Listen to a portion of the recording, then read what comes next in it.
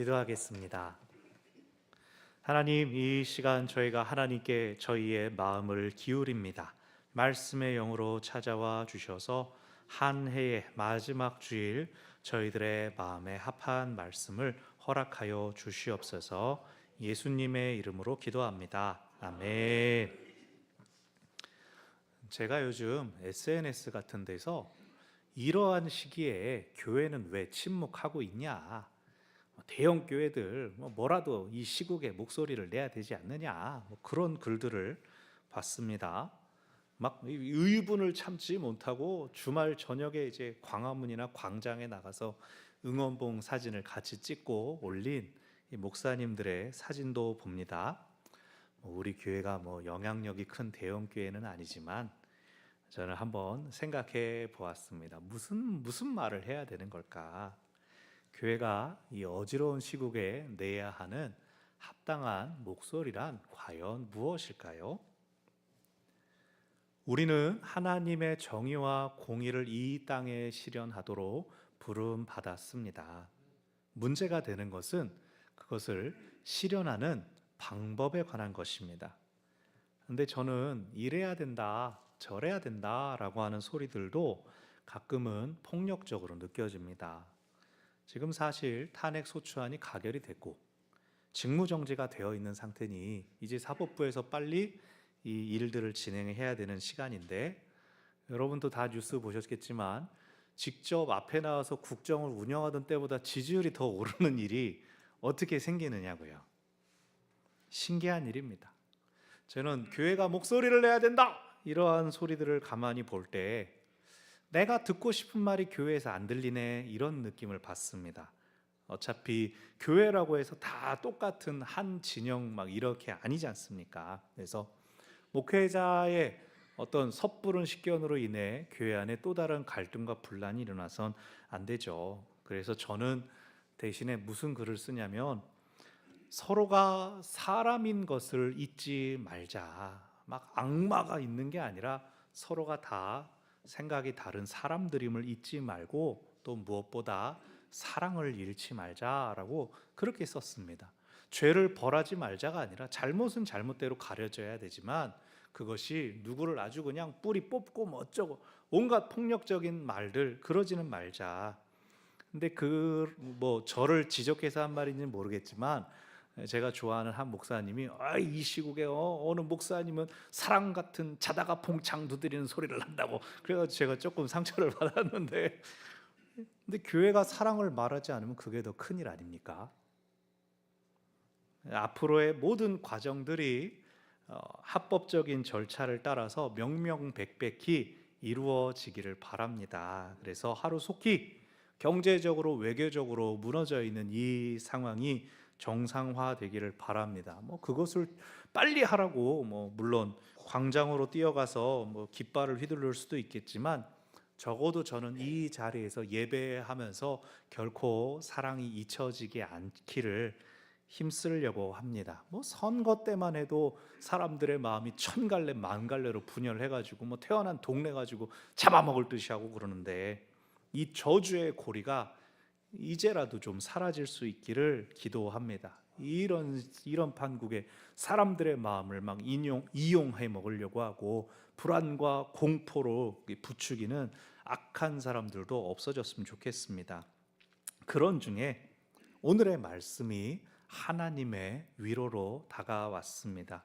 계엄에 이어서 지금 외환위기, 지난 한 주 내내 뉴스가 숫자만 계속 보여지고 있었죠.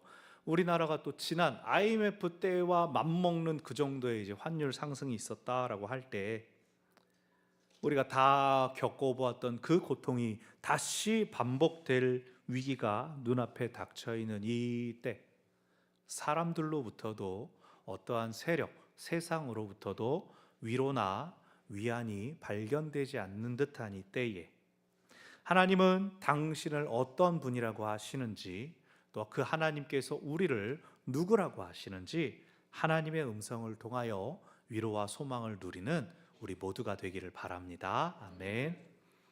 우리가 매일 성경 본문으로 쭉 묵상하는데 성경의 장절이 날짜 수에 맞춰져 있는 게 아니다 보니까 이 월말에는 시편 말씀을 쭉 묵상하는 일이 생깁니다.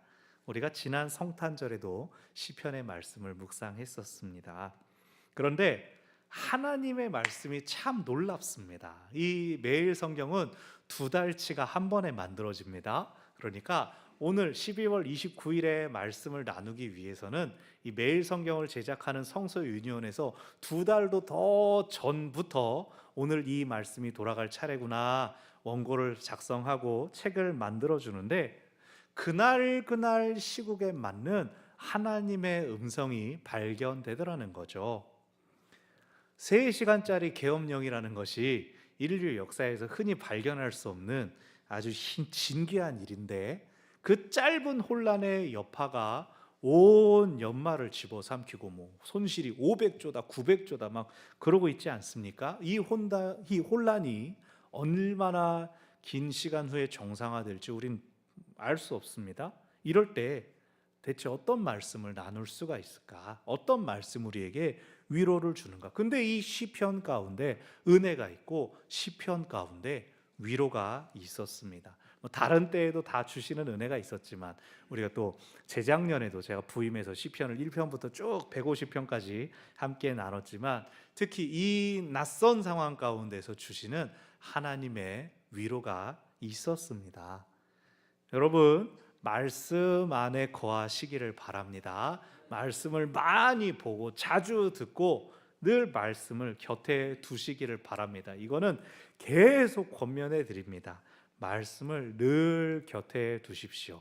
내년도 달력 가져가신 분들은 벌써 이제 보셨죠? 매월 이 말씀이 있습니다. 우리 매달마다 같이 읽고 또 암송할 수 있으면 좋겠습니다. 이 하나님의 말씀은, 기록된 이 말씀이 수천 수백 년 동안 기록되었는데 그 긴 시간과 공간을 뛰어넘어서 많은 사람들을 위로하고 격려했습니다. 사람들에게 생명을 주고 사람들의 삶을 바꾸어 주었습니다. 그 말씀이 오늘 우리에게도 필요한 위로와 격려를 주십니다. 그런데 하나님의 말씀에서 위로받는 법은 오늘은 너무 힘드니까 짠 오호이 이러면서 하나님의 말씀을 받는 게 아닙니다.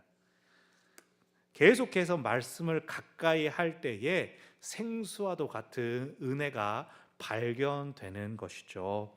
은혜는 거저 주어집니다. 그러나 지천에 널려 있는 것이 아닙니다. 내가 원하는 때 아무 때나 취할 수 있는 것은 아닙니다. 운 좋게 얻어 걸리기를 바라는 것이 아니라 간절함으로 사모함으로 은혜를 구하시기 바랍니다. 구하는 자에게 하나님께서 말씀의 은혜를 주실 것입니다. 아멘. 오늘 115편은 전체 18절로 되어 있지만 단락을 5개로 나누면 내용이 단순해집니다. 맨 처음에 3절 그리고 마지막에 3절은 모두 여호와를 찬양하라라는 내용입니다.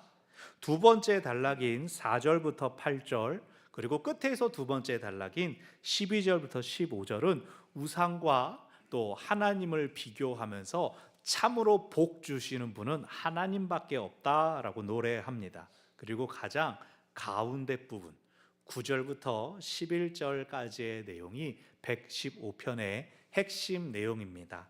즉 이것은 인클루지오라고 부르는 처음과 끝이 비슷하고 안으로 갈수록 겹겹이 쌓여져 가는 샌드위치 구조입니다. 핵심은 뭡니까? 여호와를 의지하라.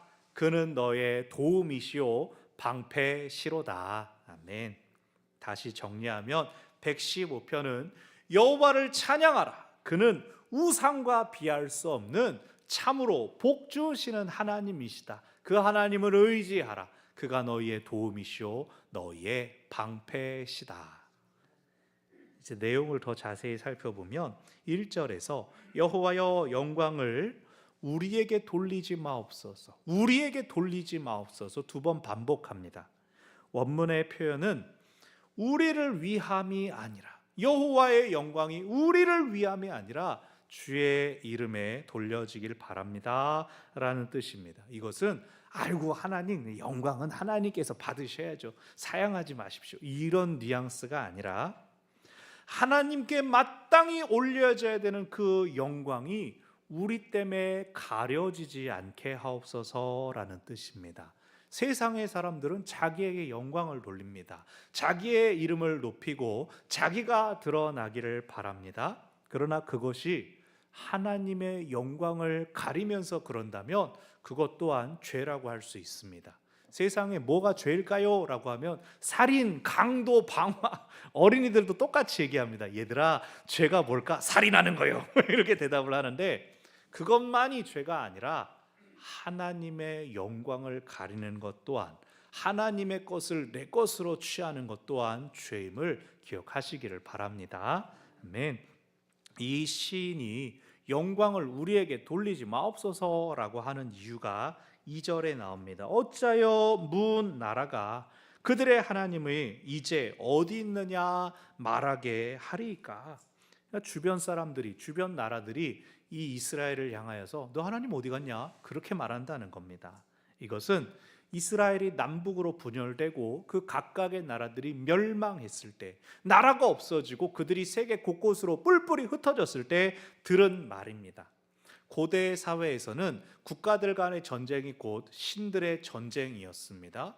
나라가 전쟁에서 패배해서 땅을 잃고 사람들이 흩어지게 되면 자신을 경배해 줄 기반과 사람들을 잃어버린 신이 더 이상 이 땅에서 힘을 발휘하지 못한다라고 믿었습니다. 근데 이스라엘이 망했으니까 너네가 믿는다는 여호와 하나님, 야훼 하나님 없구나 라고 사람들이 조롱한 것이죠. 그럴 때 이스라엘 사람들은 우리 때문에 하나님의 영광이 가려지는구나, 우리 때문에 하나님께서 마땅히 받으실 영광을 못 취하게 되시는구나 라고 안타까워하는 겁니다. 후회하며 회개하는 것입니다.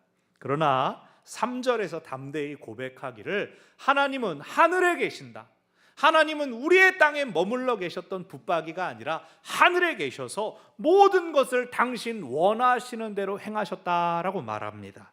나라가 망한 것이 사실이지만 그것은 하나님의 패배가 아니며 오히려 그것이야말로 하나님께서 원하셨던 것이다 라고 말합니다. 이것은 나라의 패망이 하나님께서 우리를 벌하신 것으로 받아들이는 겁니다. 우리가 잘못해서, 우리가 하나님께 혼나서 나라가 망했다 인정하는 것입니다. 그렇다면 하나님께서 망하게 하셨다면 또 다른 희망이 어디에 있습니까? 비록 나라가 망하고 다 흩어졌지만 하나님께서 우리를 불쌍히 여기신다면, 하나님께서 당신이 원하신다면 우리를 다시 모으시고 우리를 다시 회복시켜 주실 것이다. 하나님을 향한 희망과 기대가 여기 나타나는 것이죠.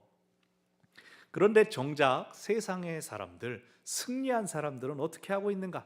우상을 만들고 우상을 섬기고 있습니다.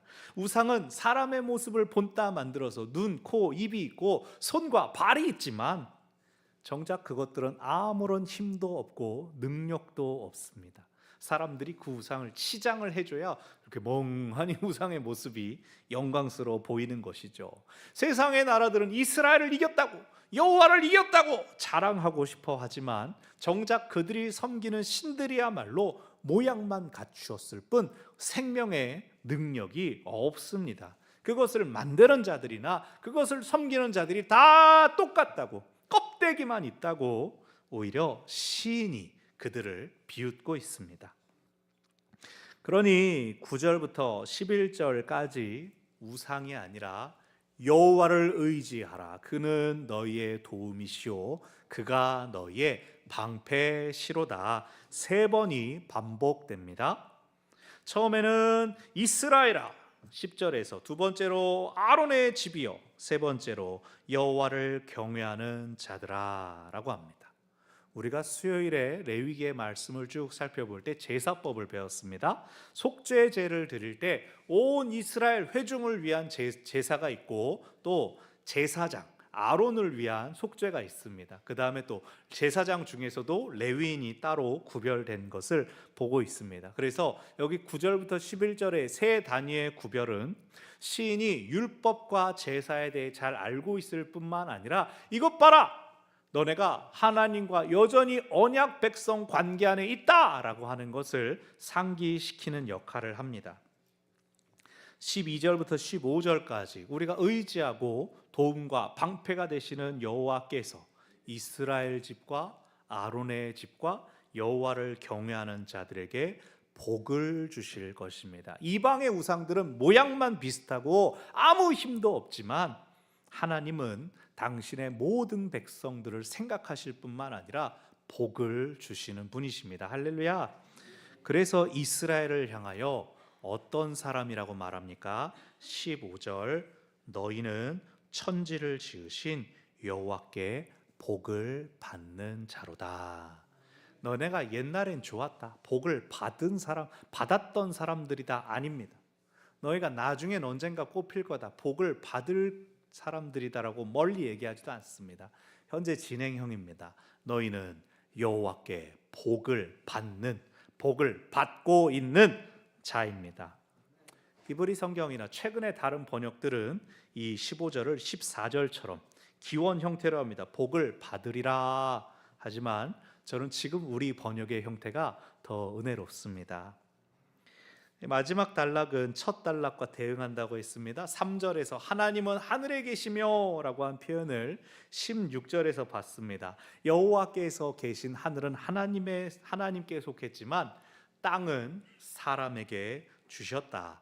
온 천지의 주인이신 하나님께서 땅을 사람들에게 허락하셨습니다. 내어주셨습니다. 그래서 우리가 이 땅에 살고 있습니다. 그렇다면 마땅히 이 땅에서 삶을 허락받은 우리가 누구를 기억해야 되겠습니까? 우리에게 땅을 주신 하나님을 기억하며 하나님을 찬양해야 하는 것이죠. 죽은 사람은 찬양할 수 없습니다. 죽은 사람이 손을 들니까, 죽은 사람이 소리를 냅니까? 찬송할 수 없습니다. 그렇다면 찬송은 살아있는 자의 특권인 것이죠. 그러므로 마지막 절에서 이제부터 영원까지, 다시 말해서 우리의 호흡이 있는 동안, 우리가 살아있는 동안 여호와를 찬양하라. 오늘 시가 그렇게 마무리됩니다. 성탄절 다음 날에 서울 시내 사람들 통행이 유난히 줄었답니다. 어느 택시 하시는 분이, 야, 서울에 성탄절 지났는데 이 연말에 사람 그렇게 없는 거 처음 봤다. 누가 이렇게 하나 건너서 저한테 들어왔는데 무슨 일이 있었는가? 넷플릭스에서 오징어 게임 2가 풀려나서 사람들이 안 돌아다니고 이거 봐야 얘기거리 있다고. 보통 옛날에는 드라마 그러지 않았습니까? 월화 드라마면 월요일 밤에 막 화요일 밤에 보고 일주일 내내 다음에 이제 죽을까 살릴까 뭐 붙을까 막 이러면서 얘기했는데, 요즘은 이제 보고 싶은 대로 보세요 쫙 다 펼쳐놓으니까 사람들이 앉아서 줄창 막 다음 3, 4, 5, 6, 7 다 봤다고. 저는 1편도 안 봤는데 하도 사람들이 얘기를 하고 다니니까 이러다 다 죽어 뭐 이런 거 그냥 주워 듣고 아는데, 이게 여러분이 모르시는 걸 보니까 역시 말씀과 기도에 전념하시는 저만. 우리나라 지금 얼마나 혼란스러운지 우리가 다 알고 있습니다. 뭐 정치적인 외교적인 그런 거 다 치우고라도 먹고 살기 힘든 것, 이 경제적인 위기에 대해서 벌써 막 우리 가운데 엄청 체감되지 않습니까? 또 자영업 하시는 분들 얼마나 힘듭니까? 평화로운 나라였다면, 아주 조용한 상태였다면 아우 드라마 재밌었다며 그러고 좀 떠들고 말았을 텐데, 사람들 농담이 전 국민이 실제 오징어 게임판에 떨어진 것과 같다. 지금 이 생사의 갈림길에서 까딱 잘못하면 생명을 잃을 것 같은 그런 위기감이 고조되고 있습니다. 오늘 마지막 주일이라 제 말씀을 드리는 걸 용서해 주십시오. 부끄럽지만 저는 여전히 이 새로운 한 해에 대한 염려와 두려움을 안고 있습니다. 이 세 번의 성탄절 쭉 보내면서 여러분과 함께 이 시간을 보내고 나서 다시 보니, 여러분 왜 이렇게 늙으셨습니까? 왜 이렇게 약해지시고 왜 이렇게 편찮으신 데 많아지셨습니까? 좀 전에도 들어오시면서 뭐 흰머리 한참 염색 얘기하고 그렇긴 했지만, 어쩌다 보면 당신들도 팔이 아프고 이렇게 주물러대면서 환우들의 이름 부르면서 기도하는 소리를 듣습니다. 교육부서가 위축되고 우리 사랑하는 청년들은 뭐 놀러 오지도 않습니다. 문자 보내면 뭐야, 체크, 요거 표시만 눌러놓고 얘는 왜 답이 없나 보면은 읽긴 읽었다고 표시해놓고, 주일에도 일하는 친구들이 많고 주일은 겨우 하루 쉴 수 있다고 하니 뭐 그걸 옛날처럼 제가 듣던 말처럼 막 네가 하나님이 기쁘면 어쩌고 잔소리할 틈도 비집어 들어갈 틈이 없습니다. 여러분 교육부서 위해서 진짜 기도 많이 해주십시오. 두 친구가 중고등부 이제 졸업하지 않습니까? 그런데 걔네들 보고 너네 이제 청년이니까 작년 예배 들어와. 갑자기 애들을 여기다 휙 던져 놓을 수가 없어서 아예 내년부터는 중고 그리고 중고청으로 이렇게 통합해서 예배 시간도 옮기려고 합니다. 오후 1시 정도로. 그래서 이 아이들을 계속 익숙한 그늘 아래서 머물러 있게 하면서 그 다음 해에 올라올 꼬맹이들을 받을 준비를 여기서 시키려고 합니다. 오늘 주보에 보셨겠지만 일부 시간에 오래 섬긴 근속 교사들에게 감사와 축하를 전했습니다. 또 그 감사와는 별도로 교육부서에서도 새로운 교사들이 일어나고 또 훈련되어야 되겠죠. 우리 오늘 40년 또 20년 근속하신 두 분은 교육부 외에도 이미 다른 여러 재능과 은사로 교회를 섬겨주셨기 때문에 교육부서가 가지는 내년의 아쉬움과는 별도로 또 다른 부분들 돌아봐 주실 거라고 기대합니다. 여러분 교육부서를 섬기는 말씀의 종들을 위해서 기도해 주십시오. 우리 김보라 목사님 또 아동부 중고등부의 김주원 목사님, 어쩔 때는 아이 1명 2명 데리고 예배하는 날들이 있습니다. 우리도 사람들이 좀 빽빽하고 빈자리가 없으면 더 기분이 좋잖아요. 애들도 똑같습니다. 오늘 나밖에 없네. 우리도 어른들도 부득이하게 예배 빠지는 일들이 있지 않습니까? 일부러 그러는 게 아니라 사정이 생기지 않습니까? 애들도 그렇습니다. 일부러 빠지는 사람 아무도 없습니다. 그런데 목회자들은 그 모습이 꼭 내 잘못, 내 연약함 때문인 것 같습니다. 그 일주일 그 한 번의 예배를 위해서 예배 시간보다 더 많은 시간을 준비하고 기도하고 하는데 그 중심이 흔들리지 않도록 하나님을 의지하도록 기도해 주시기를 바랍니다. 처음에 말씀드린 것처럼 환율이 하도 높으니까 지금 또 IMF 터지는 거 아니냐 이런 소리가 막 들리죠. 저는 요즘 들어서 교회 출입하고 다닐 때 우리 예배당을 예전보다 더 자주 바라봅니다. 그 어려웠던 시절에 그 첫 번째 IMF 막 지나면서 성도들이 아름답게 쌓아 올린 이 벽돌 예술 작품을 바라봅니다.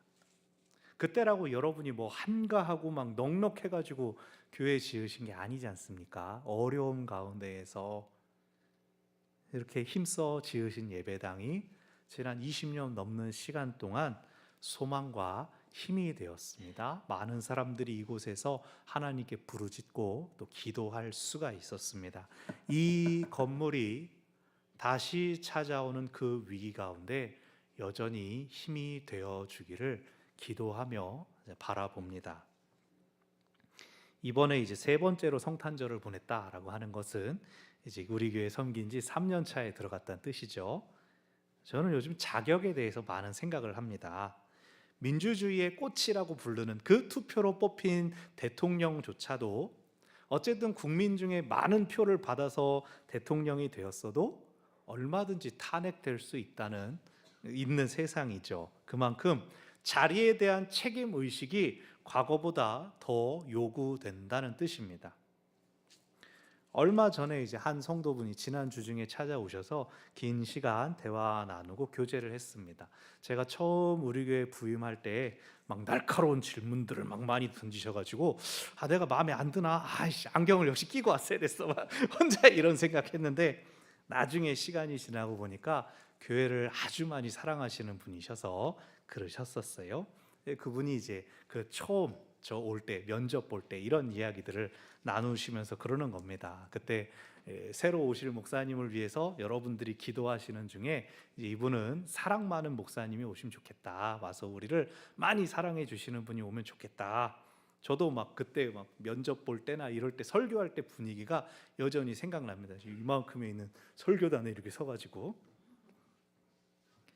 여러분께서 지난 시간 동안에 저와 저희 가정에 베풀어 주신 것 그 사랑에 비하면 보잘것없지만 제 나름 열심히 사랑하려고는 했는데 티가 났는지 많았는지 모르겠습니다. 참, 뭐 변명이라면 12년 넘게 산 아내랑도 가끔 싸우고 다투는데 2년 갓 지난 100여 명의 여러분을 어떻게 한 번에 만족을 시킬 수가 있을까요? 제가 노력은 합니다. 그러면서 뻔뻔한 게 아니라 마음에 항상 죄송한 마음이 있습니다.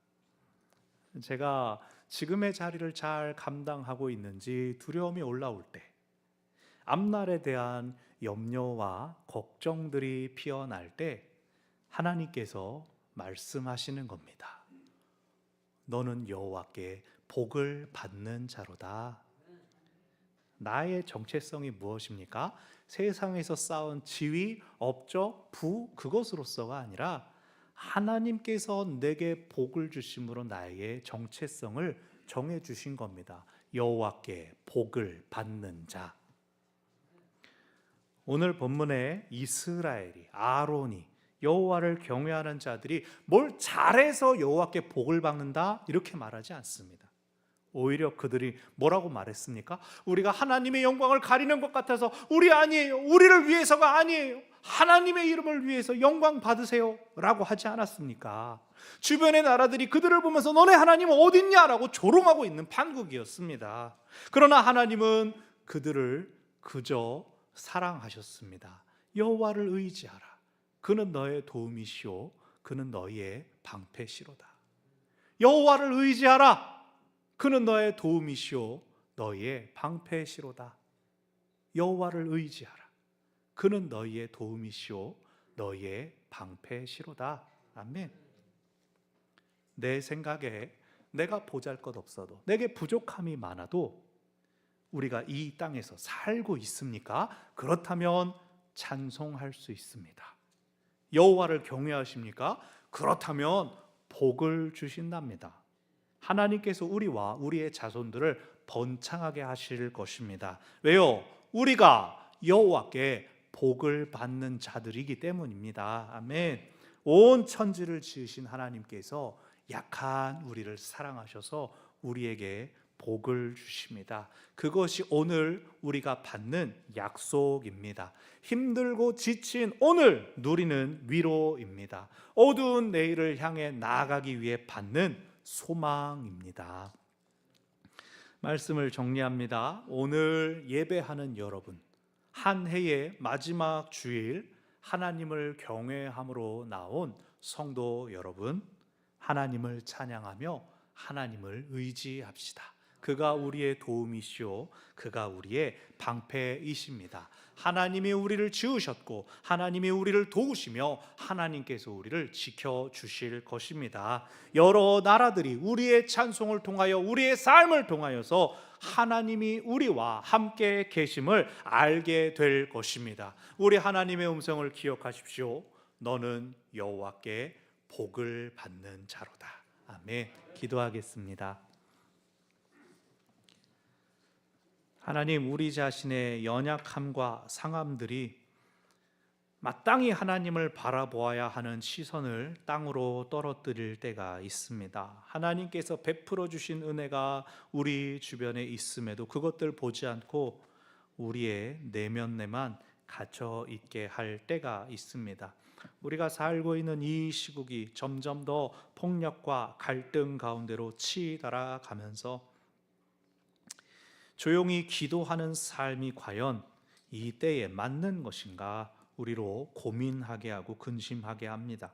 우리가 사는 삶의 불안정함으로 인하여 우리 안에 또 많은 걱정과 근심들이 일어납니다.